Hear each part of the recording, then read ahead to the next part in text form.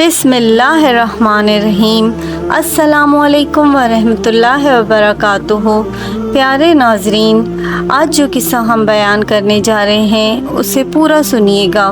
حضرت ابو ہریرہ رضی اللہ تعالیٰ عنہ سے روایت ہے کہ رسول اللہ صلی اللہ علیہ وسلم نے فرمایا کہ ایک مرتبہ حضرت آدم علیہ السلام اور حضرت موسیٰ علیہ السلام کے مابین اپنے پروردگار کے سامنے گفتگو ہوئی۔ اس میں حضرت آدم علیہ السلام حضرت موسیٰ علیہ السلام پر غالب آ گئے۔ موسیٰ علیہ السلام نے عرض کی، آپ وہی آدم علیہ السلام تو ہیں جن کو اللہ تعالیٰ نے اپنے دست مبارک سے پیدا فرمایا۔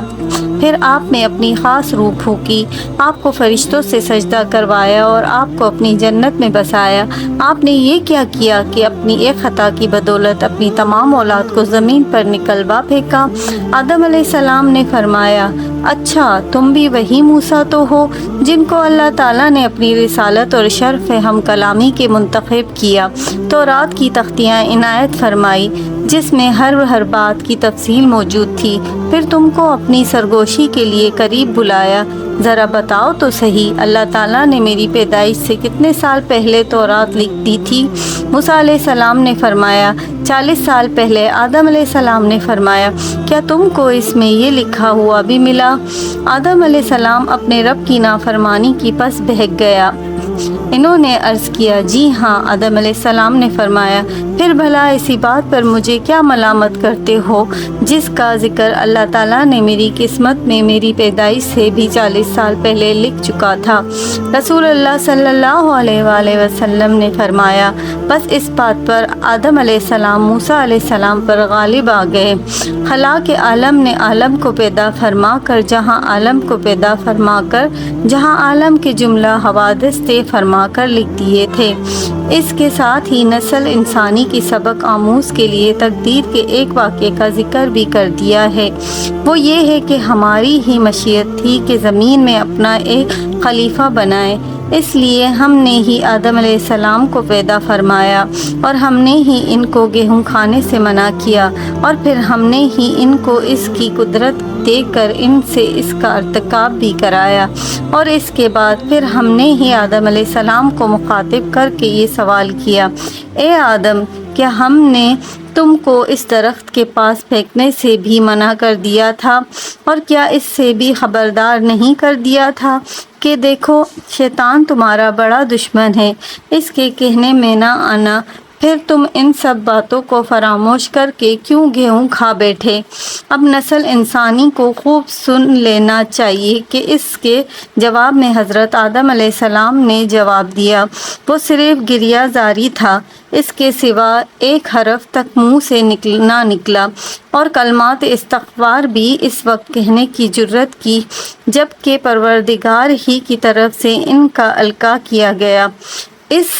واقعے میں بھی بڑا سبق تھا کہ جو خالق اور مالک ہو اس سے سوال کرنے کا حق کسی کو نہیں پہنچتا، یہ حق صرف اس کا ہے کہ وہ اپنی مخلوق سے باز پرس کرے۔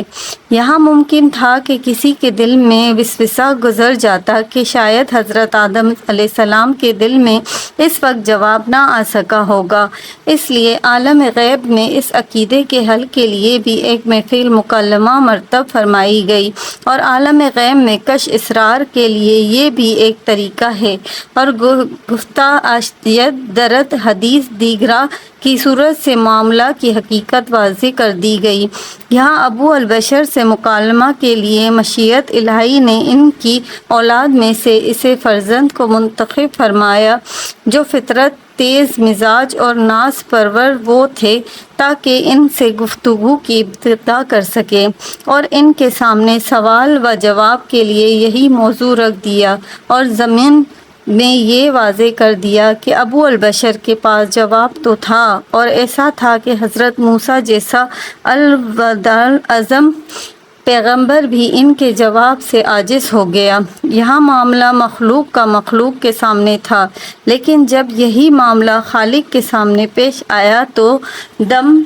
اپنے لاجواب تھے کہ گریازاری کے سوال کے پاس کوئی اور جواب ہی نہ تھا۔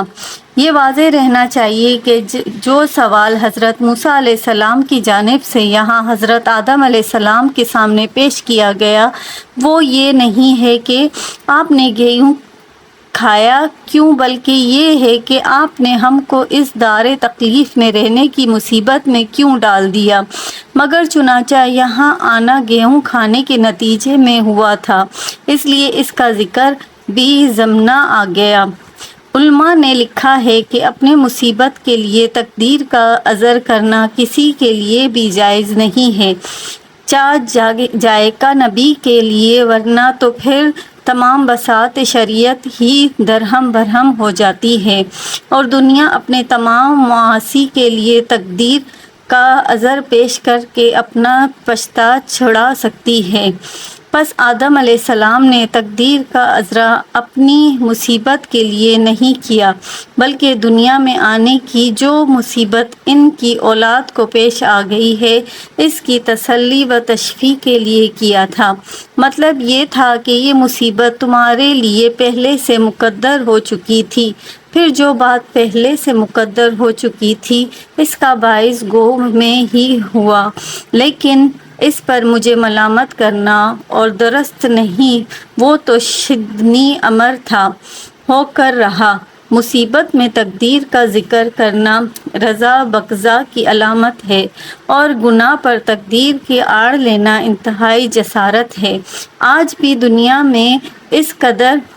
موقع میں تقدیر ہی کا تذکرہ کر کے اپنے دل کی تسلی کا سامان کیا کرتی ہے۔ مثلاً اگر کوئی شخص تجارت کا ایک شعبہ چھوڑ کر دوسرا شعبہ اختیار کر لے اور اس میں اس کا کافی نقصان ہو جائے تو اگر لوگ اس تبدیلی پر اس کو ملامت کریں تو ان سے پیچھا چھڑانے اور اپنے نفس کو تسلی دینے کے لیے وہ تقدیر کا ہی پہلو اختیار کرتا ہے اور کہتا ہے کہ میرے مقدر کی بات تھی اس لیے نقصان ہونا تھا، ہو گیا۔ حافظ ابن تیمیہ نے اپنی مختلف تصانیف میں اس واقعے کی بھی توجہ فرمائی ہے اور یہی سب سے مستحسن اور بے تکلیف بھی